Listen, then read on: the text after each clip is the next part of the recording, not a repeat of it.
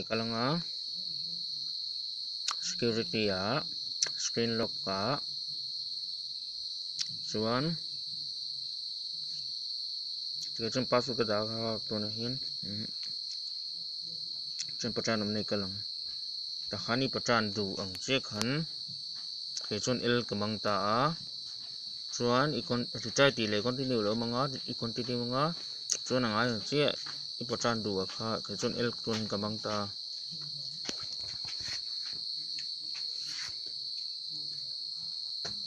elangin kal le dona elangin kal le ka confirm ati khan patran chui thlak dani patran om lo emo patran om sai mo thlak do pon patran ti hani kalanga patran ti khani kalanga chuan I patran mami khai I kon he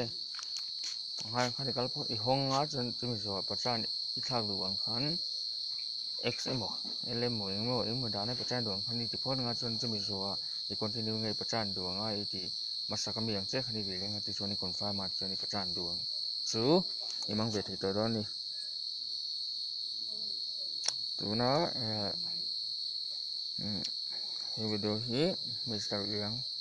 YouTube channel ya min lo la sa min lo comment channel te lo subscribe lo ni cho min lo subscribe to rin karon deal ve bok ni in so vai chung ka lo me min lo subscribe to rin ka channel om le zo te min lo subscribe to rin ni na ka karon deal ve bok karon deal ve